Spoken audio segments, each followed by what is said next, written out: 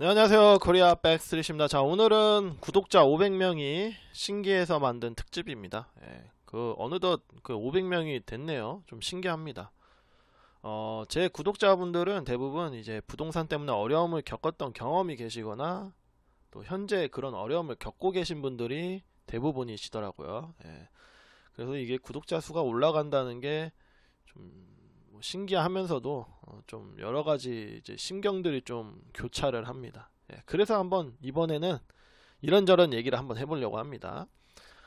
제 채널 영상의 대다수를 차지하고 있는 이제 지주택 현재 근황도 한번 최근에 재밌는 일이 있어가지고 좀 언급해드릴 게 좀 있어서 좀 한번 말씀드리고, 또 한국은행이 또 의미심장한 보고서를 어제 발표를 했습니다. 그 내용이 뭔지, 또 부동산 관련된 거거든요. 한번 들어보시면 좋을 것 같고, 중간중간에 행동경제학 이야기도 좀 해드릴 겁니다. 좀 이해를 돕기 위해서요. 그리고 마무리로 상담 및 후원 요령 좀 말씀드리려고요. 자, 일단 그 지주택이나 현재 부동산 시장은 굉장히 어려워요. 게다가 장마, 코로나, 완전 비수기에 악재까지 진짜 어렵습니다. 그러다 보니까 저한테까지도 분양 직원들이 전화가 와요. 지주택 분양 받으시라고. 무작위로 지금 TM 하고 있는 것 같아요. 저한테까지 와요, 전화가. 좀 극단적인 예일 수도 있겠지만, 현재 이런 상황이에요. 조합 설립인가 변경인가 공시권인데, 아예 줄었죠. 조합원 수가 이제 줄어서 변경인가를 신청했고, 토지 소유권 보세요. 요 지주택 같은 경우는 5, 6년 차 사업지인데 21%. 자, 그러니까 이게 사업계획 승인까지 그러니까 한참 남았죠. 자, 이거는 이제 6월 2일자입니다. 6월 2일자. 이만큼 지금 지주택이 힘들어요. 물론 요 지주택만 이런 걸 수도 있겠지만, 요게 아마 저는 대표적으로 이 지주택을 현실에 좀 반영하고 있는 게 아닌가 싶고요. 신문기사는 그렇질 않아요. 신문기사는 요런 내용 안 담아요. 신문기사는 조기 마감 예정, 토지 소유권 기준 이미 충족, 이런 식으로 기사를 씁니다. 사진도 다 똑같죠. 아실 분들은 아시겠지만 웬만한 특히 지역 언론사에다가는 원고랑 일정한 금액을 주면은 실어줍니다. 기사를 살짝 다듬어서. 왜 이런 지주택은 왜 이런 언론 홍보에 굉장히 신경을 많이 쓸까요? 그 행동 경제학적으로 좀 밝혀진 게 있어서 그래요. 초두 효과. 첫인상이 의사결정을 좌우한다. 이거는 제가 만든 이론이 아니라 노벨 경제학상을 받으신 분들이 정립하고 검증한 이론입니다. 이 초두 효과를 노리는 겁니다. 그러니까 과태료를 2천만 원 이상 넘게 받아도 현수막을 계속 불법 현수막 광고를 하고, 언론사에 이런 식으로 돈 주고 광고도 하고, TV 광고도 내고 다 하는 거예요. 객관적 판단보다는 주관적 판단으로 결정하게끔 유도를 해야 되거든요. 이런 거 보여줘봐요. 이런 걸 처음에 보여줄 곳이 없겠죠. 자, 그러니까 이런 초도 효과를 위해서 굉장히 언론에 힘을 쓰고 있다. 게다가 무작위 TM까지 해가지고 저한테까지도 지주택 분양받으라고 이제 전화가 왔었다. 실제입니다. 지주택뿐만 아니라 우리가 지산센이라고 하는 지식산업센터, 섹션 오피스라고도 하죠. 그것도 받으시라고 전화가 왔어요. 참 신기합니다. 그만큼 이제 어려운 시기예요. 그리고 또 언론사가 이런 것도 좀 다뤄줬으면 좋은데, 언론사가 이제 거의 안 다루고 있는 내용은 제가 한번 좀 다뤄보려고 합니다. 우리가 1군 브랜드 또는 아파트 프리미엄 브랜드를 가진 건설사, 도급 순위로 토건 건설사 탑10 안에 드는 두 곳이 영업정지 처분을 받았어요. 물론 대기업이다 보니까, 우리가 흔히 말하는 대기업이다 보니까 영업정지 이거를 좀 효력정지 해달라 가처분 신청해서 바로 그게 인용이 돼서 현재 영업 중이지만 본안 소송은 진행 중이죠. 만약에 본안 소송 패소가 확정이 되면은 2개월간 영업 정지해야 됩니다. 자, 요런 것들을 언급을 안 해요. 요거는 이제 P사의 공시자료인데, 탑10 안에 드는 H사도 똑같은 처지입니다. 자, 이런 거 이제 처음 들으실 거예요, 대부분. 근데 이런 걸 굳이 언급을 안 해. 예, 굳이 언급을 안 해. 자, 그러니까 좀 안타깝죠. 예, 안타까워요. 언론이 이 건설사랑 친하면 친하지, 적대 관계는 없습니다, 거의. 그런 이유는 제가 누차 말씀드렸지만, 참 안타깝죠. 그러니까 요런 것도 한번 참고하시면 좋을 것 같아요. 이건 많이 다들 잘 모르시는 것 같아가지고 한번 가져와 봤습니다. 자, 그리고 한국은행 이야기 좀 해볼게요. 그러니까 한국은행 이야기를 왜 하냐면은 의미심장해요, 보고서가. 진짜로. 어제자입니다. 7월 20일자로 발표 공개한 건데, 주택가격 변동이 실물 물가에 미치는 영향에 비대칭성 분석, 요런 제목으로 낸 보고서인데요. 꽤 깁니다. 어떤 특정한 상황을 가정했을 때 우리 경제에 미치는 충격 등을 막 이제 제시하는 거예요. 어떤 가정이 있으면은 이럴 경우에 이런 결과가 나온다. 약간 이제 금융권에서 하는 스트레스 테스트를 이제 우리나라 부동산 시장에 대입한 것 같은데, 꽤 깁니다. 그 내용은 다 다룰 수 없으니까 결론만 좀 얘기 드리자면, 현재 주택시장 위태롭다라는 거죠. 주택가격의 변동성 확대는 실물 경기에 부정적이다. 만약에 조정 가능성이 더 높아지는 거고, 조정이 왔을 경우 우리 경제에 큰 부담으로 작용할 가능성이 크다.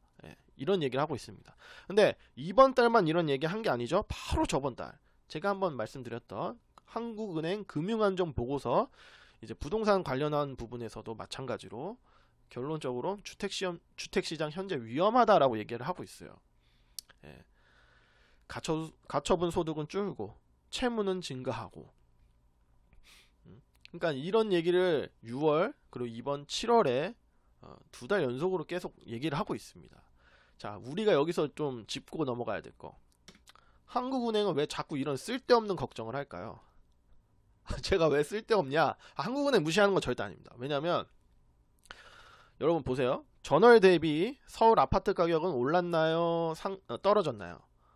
이거 누구나 다 알아요. 올랐죠. 그러면 다음 달에도 오를까요? 떨어질까요? 저는 오른다고 봅니다. 근데 한국은행은 왜 자꾸 이런 얘기를 하냐 이거죠. 그 이유를 한번 생각해보자 이거죠. 한국은행에 바보들만 있나? 한국은행이 바보면 이거 큰일 나죠. 아니죠. 절대 그런 아닙니다. 엘리트 중에 엘리트들이 가는 곳인데 한국은행이 왜 이런 걱정을 할까? 한국은행이 믿고 있는 게 있어요. 뭘 믿고 있냐? 큰수의 법칙을 믿고 있습니다. 큰수의 법칙이란 건 이제 대수학 또는 통계학에서 쓰는 용어이면서 행동경제학에서 많이 인용하는 법칙입니다. 시간과 사건이 반복될수록 결국 통계적, 수학적 확률에 가까워진다 라는 게 큰수의 법칙이에요. 이걸 뭐 통계학에서는 모평균의 집단에서 일부 집단을 이제 추출해서 뭐 이런 식으로 표현을 하는데, 진짜 간단한 예시 들자면 상대방이 동전을 2번 던져요. 2번 다 앞면이 나왔네? 동전 앞면이 나올 확률은 100%죠. 요것만 봤을 때. 자, 내가 이제 동전을 던질 차례입니다. 내가 동전을 던졌어요. 앞면이 나올 확률은? 그쵸? 100%일까요? 50%일까요? 50%죠, 사실. 자, 이 2번을 100번 또는 1000번으로 바꾸죠. 또는 n번으로 바꿔서 이 n을 무한대로 가게끔 하죠. 그러면은 결국 50%에 가까워지잖아요. 그게 바로 큰수의 법칙이에요. 자, 이거를 부동산 시장에 이제 대입을 해보는 거죠. 소득은 줄고 빚은 증가합니다. 코로나로 인해서 시장 경제의 불안정성이 확대되고 있습니다. 그러나 집값은 매달 상승하고 있습니다. 다음 달 내 집값이 상승할 확률은 저는 100%라고 봐요. 서울 아파트 가격은 상승합니다. 100%인데 만약에 그 시점을 미래로 잡고 사건과 거래 횟수의 반복 매매, 우리가 흔히 이제 한국 부동산이 통계 낼 때도 이제 반복 매매 모형을 많이 쓰죠. 사건과 시간이 지나면서 점점 반복 횟수가 증가했을 때는 과연 100% 상승을 장담할 수 있냐 이 얘기죠. 이거를 제가 한번 언급했던 이제 표가 있는데, 2006년에도 한국은행이 비슷한 경고를 했어요. 그때는 이제 이렇게 얘기했죠. 서울, 강남 3구 아파트 가격에는 거품이 있을 확률이 굉장히 높다. 그러나 그 발표가 난 시점부터 1년 동안 오르기만 합니다. 그리고 약 얼마 안 있어서 1년 동안 떨어지기만 해요. 그리고 다시 바로 1년 동안 오르기만 하고, 예, 바로 2년 넘게 이제 떨어지기만 합니다. 그러니까 제가 무슨 말을 하려고 하는지 아시겠죠? 네. 이 경고가 나왔다고 바로 떨어지고 막 이러진 않아요. 근데 이런 걱정을 한다는 거는 이제 그 준비를 해야 된다, 이거 신호를 미리 보내고 있는 겁니다. 한국은행은 바보가 아닙니다, 여러분. 한국은행은 바보가 아니에요. 그렇기 때문에 보시죠. 고점을 찍었죠, 2007년에. 자, 2007년에 이 고점을 회복하는데 몇 년이 걸립니까? 그러니까 여러분들, 그러니까 이 한국은행 경고를 너무 가볍게 생각 안 하셨으면 좋겠어요. 하여튼 의미 있는 보고서니까 한번 참고하시면 좋을 것 같고요. 자, 그리고 상담 요청하는 좀 방법에 대해서, 또 취지에 대해서 말씀을 드릴게요. 얼마냐고 물어보신 분이 간혹 있습니다. 항상 상담은 무료입니다. 그렇다고 해서 뭐 제가 막 대충 하지도 않고요. 저랑 이제 상담 해보신 분들은 아실 거예요. 대충 안 하죠. 대충 안 해요, 진짜로. 심지어 이제 그 현장까지 갔던 적도 있어요. 현장에서 그분 만나서 진짜 인터뷰도 해보고, 제가 사진도 찍고 현장 답사도 한 적도 있어요, 심지어. 제 기억으로는 그때 제 매출 마이너스, 적자 났습니다. 적자 났는데, 그렇게까지 하는 이유는 제가 이제 지주택 이제 일을 했던 실무자 출신이기도 하면서, 실제로 지주택 실무 일을 하면서 그런 분들을 엄청 많이 봤어요. 누가 미리 말만 조금만 해줬어도 지금 이런 상황까지는 안 왔을 텐데, 퇴직금은 안 날렸을 텐데, 전세보증금은 안 날렸을 텐데, 그런 것들 너무 많이 봐가지고 저도 모르게 굉장히 열심히 상담을 하게 되더라고요. 이제 4월 5월이 피크였던 것 같아요, 제 기억으로는. 물론 4월 5월 다 마이너스 났어요, 저는. 그래도 상담은 이렇게 막 허투루 하진 않습니다. 옛날에 진짜 이 상담 피크 때는 제가 상담 내용을 그 PDF 파일로도 드린 적이 있을 거예요. 제 기억은 안 나는데 PDF 파일로까지 이제 정리해서 드린 적도 있어요. 사실 그거는 거의 유료 컨설팅 수준이거든요. 어쨌든 무료입니다. 상담은 항상 무료였고 앞으로도 그럴 거예요. 그러니까 이 상담이 좀 실질적인 상담이 되길 원해요. 그래서 저는 탈퇴 상담보다 계약 전에 상담 요청하시는 분들 우선으로 연락을 드려요. 메일로나 뭐 전화로나. 왜냐면 탈퇴는 여러분 지주택이나 일반 계약의 어떤 해제는 상당히 어려워요. 그리고 그런 분야는 사실 법무법인의 분야가 많거든요. 특히 지주택은요, 지주택 가입 계약서에 도장을 찍는 순간 그 지주택이 만들어 놓은 틀 안에 딱 들어가시는 거예요. 그거를 탈퇴하기는 진짜 어려워요. 소송 가셔야 되는 경우가 대다수고, 소송을 간다? 그러면 그걸 제가 대행해 드릴 수도 없어요. 돈을 받고서도. 불법이죠. 변호사법 위반이니까. 그때는 제가 대부분 탈퇴는 법무법인 추천해 드리죠. 법무법인도 여러분 이제 아무 법무법인 이렇게 가시면 안 돼요. 제 경험을 말씀드린 적이 있죠. 합격한 지 3개월 된 변호사를 붙이는 법무법인도 있습니다. 그러니까 조심하셔라. 그래서 저는 항상 지주택 탈퇴보다 계약 전 또는 가계약금까지는 괜찮아요. 가계약금까지는 상담 우선으로 해가지고 이제 해드립니다. 실제로 최근에도 가계약금 이렇게 돌려받으신 것 같은데, 그런 상담까지는 해드리니까 너무 또 이렇게 상담에 부담은 안 가지셨으면 좋겠고, 그러다 보니까 제가 상담해드리는 거를 이용하시는 분들이 있습니다. 티가 나요, 사실. 사실 상담 질문 내용을 보면요, 이제 상담을 뭐 한두 번 해야죠. 제가 지주택 관련해서 질문만 봐도 뭔가 이상한데? 이런 게 와요, 느낌이. 실제 사례입니다. 제가 누구라고는 얘기는 안 할게요. 근데 개인 메일로, 개인 이름으로 분명히 왔는데 그 질문 내용은 개인이 할 정도의 수준이 아닌 거예요. 엑셀 시트처럼 이렇게 정리해서 이렇게 보낸 거예요. 그래서 이상한 데에서 메일 주소를 구글링 해보니까 아니나 다를까 부동산 컨설팅 업체 메일 주소가 찍히는 거예요. 그러니까 상담 내용만 이렇게 딱 그 지주택 상담 내용만 빼먹으려고 하신 건지 뭐 아니면 진짜 그 거기서 일하시는 분이 진짜 고민이어서 그렇게 하신 건지 저는 잘 모르겠어요. 어쨌든 그분한테도 답변은 드리긴 했는데 그게 마지막이었죠. 예. 더 이상의 뭐 연락은 없었습니다.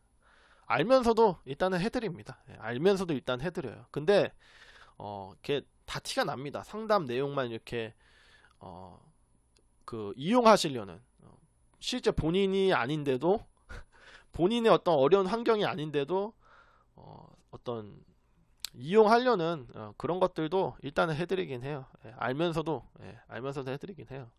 어쨌든 누군가의 일이니까 누군가의 어떤 또 피해를 방지할 수도 있는 부분이 있으니까 일단 해드리긴 합니다. 어쨌든 이게 상담은 크게 이제 부담 가지실 필요는 없습니다. 어쨌든 계약 전 상담을 먼저 우선으로 한다는 거 아시면 좋을 것 같고요.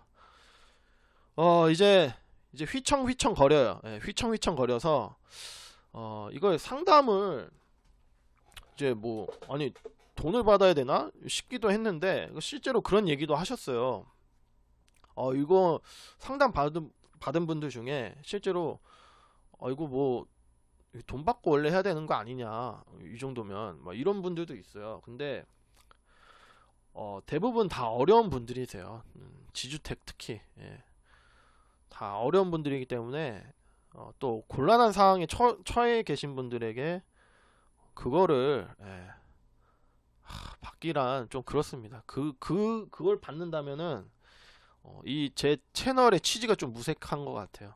그래서 후원금 한번 받아보자 해가지고 후원금을 한번 받아보려고 합니다. 후원금을 제 개인 사업자 통장으로 받을 거고요. 여러분들이 이제 보내시는 후원금의 법적 성격은요 기부금이 아니에요.